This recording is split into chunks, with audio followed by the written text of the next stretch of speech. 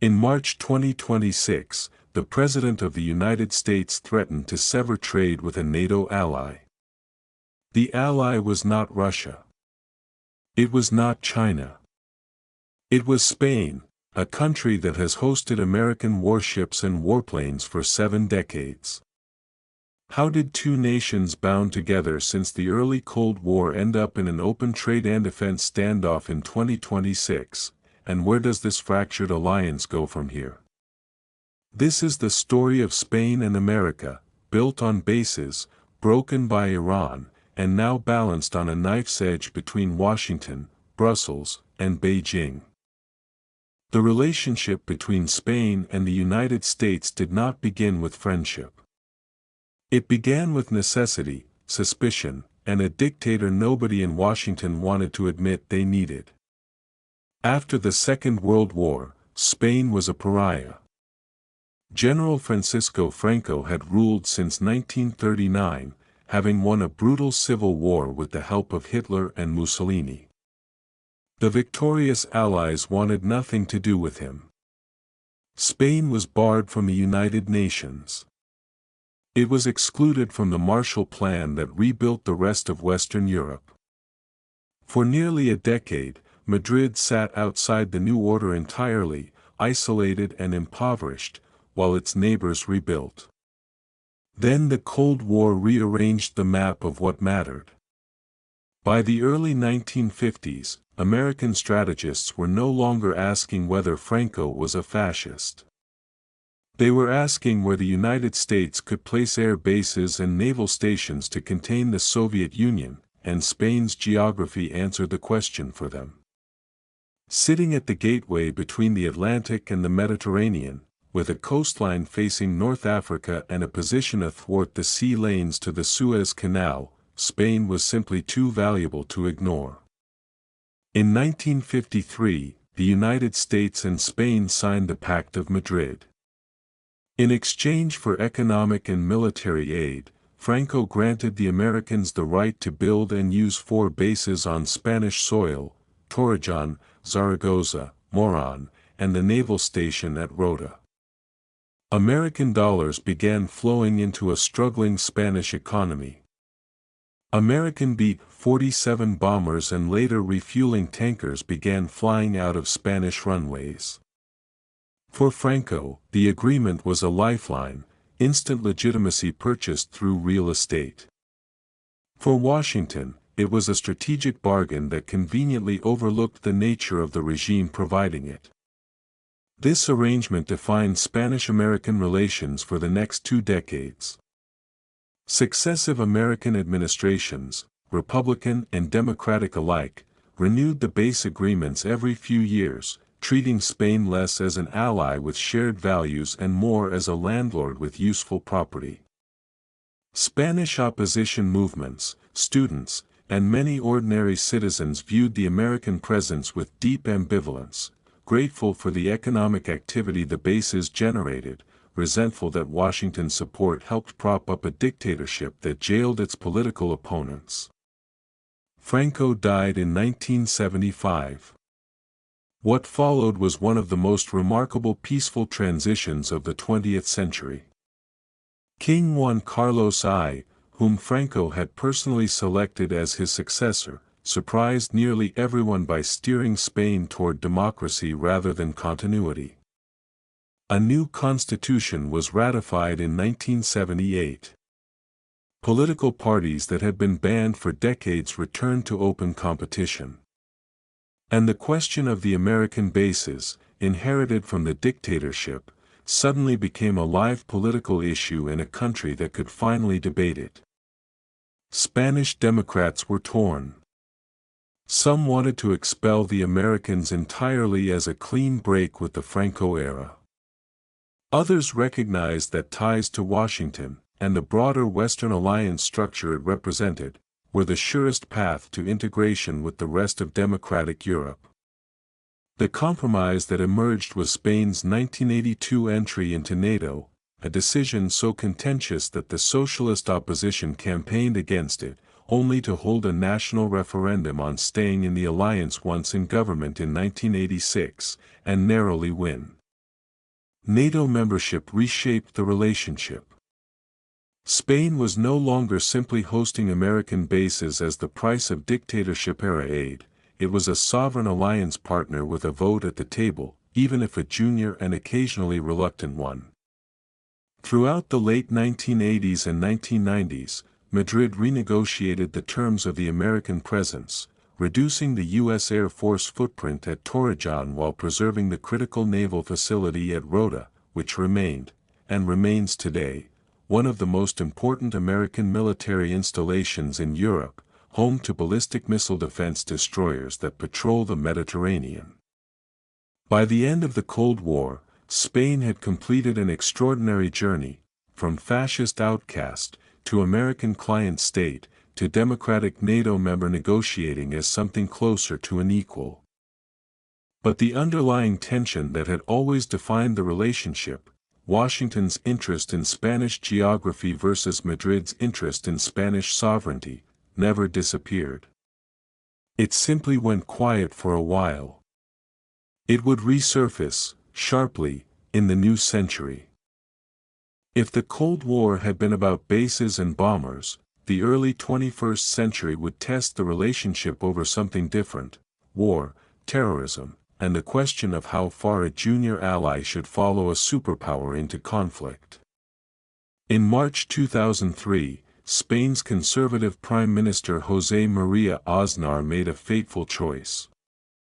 Alongside Tony Blair's Britain, Aznar threw Spanish political support behind the American-led invasion of Iraq, even as France, Germany, and the vast majority of the Spanish public opposed it.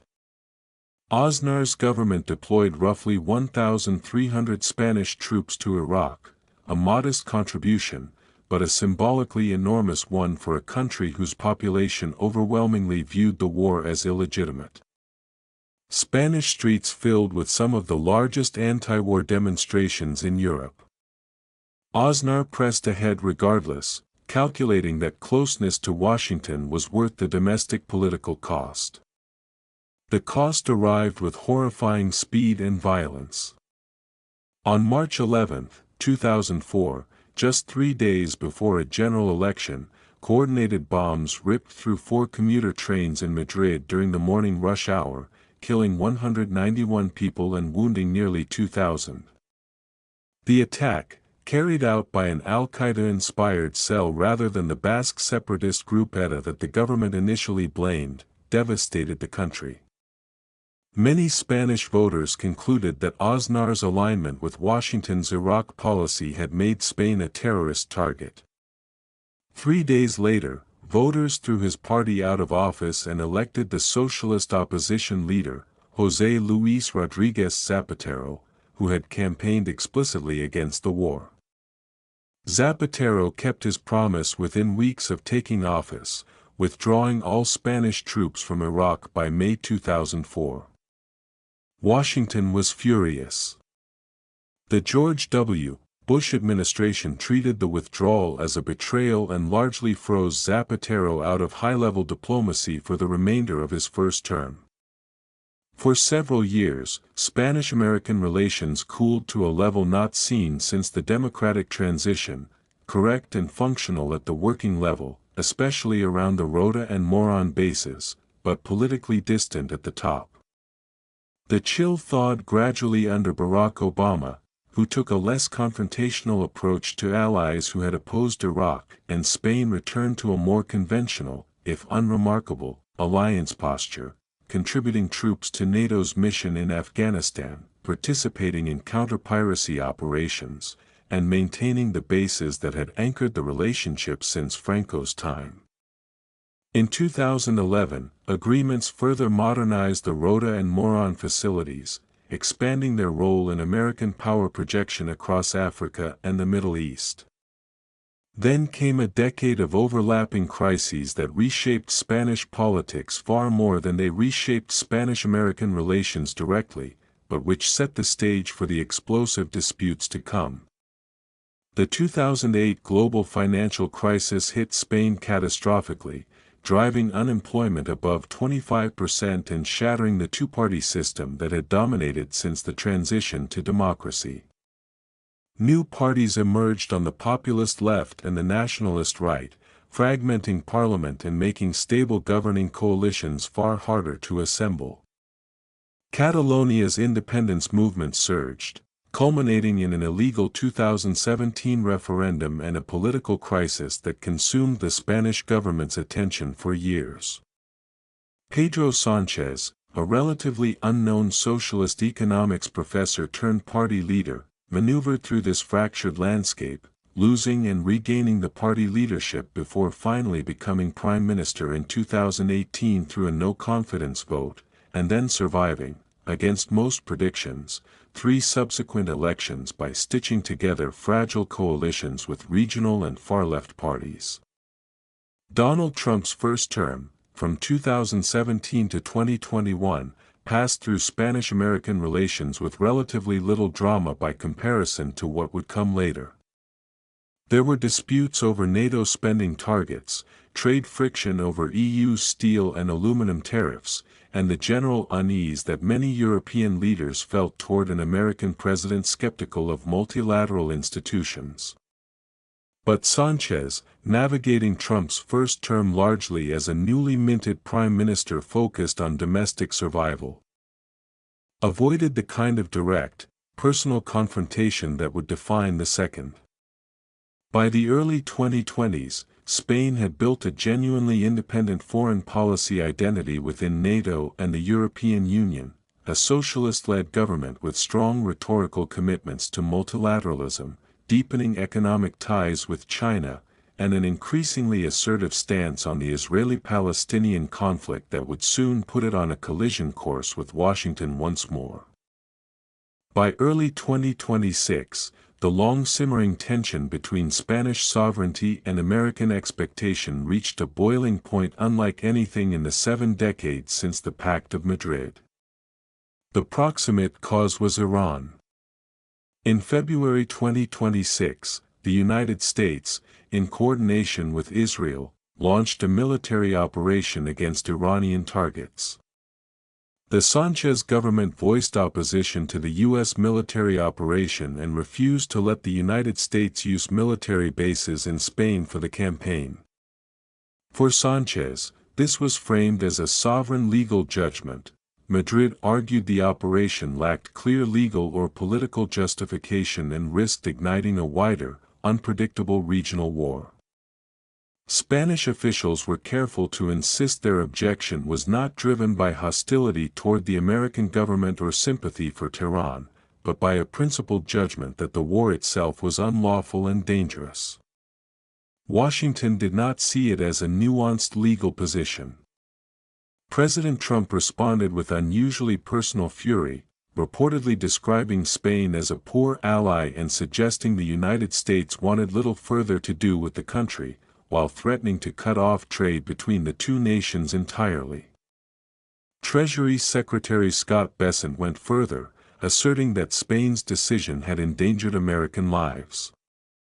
The White House also claimed Madrid had reversed its position and agreed to cooperate militarily after all, an assertion Spanish officials flatly and repeatedly denied. CNBC.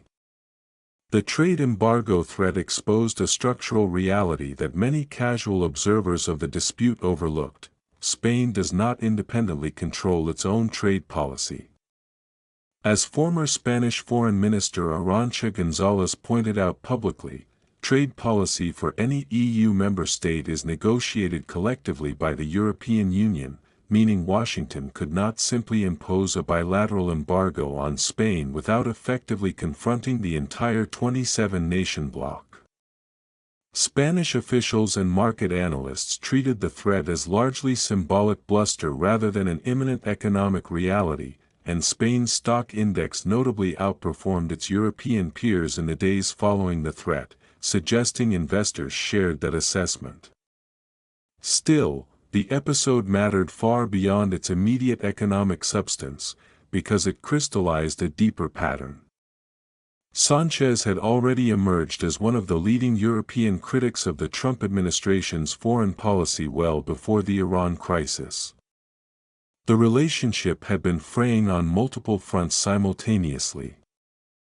Trump had separately threatened consequences against Spain for failing to meet NATO's defense spending targets, a long-running point of friction given that Spain has historically spent a smaller share of GDP on defense than most other alliance members. Sanchez, in turn, summarized his government's position on the broader Middle East crisis in just 3 blunt words: opposition to war. Underneath the headlines about Iran and trade lay an even longer-running source of tension: Gaza. Spain had been one of the most vocal European critics of Israel's military campaign in Gaza, and in May 2024 had formally recognized a Palestinian state, a move that infuriated the Israeli government, which recalled its ambassador in protest. The relationship between Madrid and Jerusalem deteriorated steadily afterward. In September 2025, Spain recalled its own ambassador to Israel over a dispute regarding Spanish ports and airspace being used to transport weapons toward the conflict, and by March 2026 had permanently withdrawn that ambassador altogether amid continuing disagreement over Israeli and American strikes in the region. Because the second Trump administration treated unconditional support for Israel as a near litmus test of alliance loyalty, Spain's positioning on Gaza compounded the friction already building over Iran and NATO spending. And then there was China. Facing growing tension with Washington over tariffs and broader foreign policy disagreements, the Sanchez government had deepened economic ties with Beijing, with the Prime Minister traveling to China 4 times in 4 years and King Felipe VI also visiting in November 2025 to sign further trade and cooperation agreements. Some analysts characterize this as a deliberate diversification strategy, hedge against an unpredictable American partner, designed to give Spain economic leverage that did not run exclusively through Washington. Others in Spain and in NATO circles saw it as a riskier gamble, courting an authoritarian great power rival for short-term economic benefit while still expecting NATO's security guarantees to remain intact. By the spring of 2026, then, Spanish-American relations had become entangled in a genuinely unusual constellation of disputes: a war in the Middle East neither government could fully control, a NATO spending argument with decades of history behind it, a humanitarian and diplomatic rupture over Gaza, and an economic pivot toward Beijing that unsettled allies on both sides of the Atlantic. No single dispute alone would have been catastrophic. Together, they represented something closer to a fundamental divergence in worldview between a populist nationalist Washington and a multilateralist, increasingly independent Madrid. What happens next is, by definition, not yet history, and any honest documentary must say so plainly. Analysts, diplomats, and historians disagree sharply about where the Spanish-American relationship goes from here. What follows are the major scenarios under serious discussion, not a prediction. The first scenario is European consolidation. Some foreign policy analysts argue that Washington's pressure on Spain represents a turning point for the entire European Union, not just a bilateral dispute. Commentary from organizations like the European Council on Foreign Relations has urged EU member states to treat threats against any single country, such as the trade embargo threat against Spain, as an attack on the bloc's collective autonomy, and to respond jointly rather than allow Washington to isolate individual nations one at a time. Under this scenario, the Spain-US rupture becomes the catalyst for a more unified European defense and trade posture less dependent on American goodwill, faster progress on EU strategic autonomy, deeper European defense industrial cooperation, and a more cohesive collective bargaining position with Washington. The second scenario is continued bilateral drift without rupture. Many career diplomats on both sides note that alliance relationships have weathered serious disputes before. The Iraq withdrawal in 2004 did not end NATO cooperation, and base agreements at Rota and Moron have survived multiple political storms across 7 decades. Under this view, the Iran dispute, the trade threats, and the NATO spending arguments are unusually loud but ultimately survivable friction. The structural ties, the naval base at Rota, intelligence sharing, NATO integration, decades of military interoperability, outweigh any single president's anger at any single prime minister. Personnel changes, in this scenario, matter more than structures. A different Spanish prime minister after the 2027 election, or a different American administration after 2028, could substantially reset the relationship's tone even if the underlying institutional ties remain untouched throughout. The third scenario is acceleration toward multipolarity. Some analysts point to Spain's deepening relationship with China as a leading indicator of a broader trend, not an isolated hedge. If Washington continues to treat European allies as transactional partners subject to coercion rather than treaty obligations as a matter of trust, more European governments, not only Spain, may diversify economic and even some security relationships toward China, the Gulf states, or intra-European frameworks, gradually loosening the centrality of the American alliance system that has defined European security since 1949. Skeptics of this scenario counter that NATO's military integration, intelligence architecture, and decades of joint planning are far harder to substitute than trade relationships, and that rhetorical hostility, however dramatic, has not yet translated into any actual unwinding of the defense relationship. Domestic politics on both sides will heavily shape which scenario unfolds. Spain's next general election is due by August 2027, and Sanchez's fragile coalition government, dependent on smaller regional parties for its parliamentary majority, faces real uncertainty about whether it survives that long. The center-right Popular Party and the far-right Vox Party form the main opposition, and a change of government in Madrid could produce a Spanish administration considerably more aligned with Washington's preferences on defense spending, Israel, and trade posture. A reminder that the current friction reflects not just Trump's personality but a specific ideological alignment between this Spanish government and this American administration. Equally, American domestic politics, the trajectory of the Iran conflict, and broader transatlantic trade negotiations between the EU and the United States will all shape whether the Rota base agreement, NATO cohesion, and the wider alliance structure remain stable or come under renewed strain. What is verifiable, rather than speculative, is the historical pattern this dispute fits into, a 70-year relationship that has cycled repeatedly between cooperation and confrontation. Always anchored by the same unmovable fact of geography, Spain's bases sit at one of the most strategically valuable crossroads on Earth, and no amount of political anger, in Washington or in Madrid, has yet proven strong enough to make either side walk away from that reality entirely. Whether 2026 marks the moment that finally changes, or simply another chapter in a long pattern of rupture and repair, is a question current events cannot yet answer, only the years ahead can.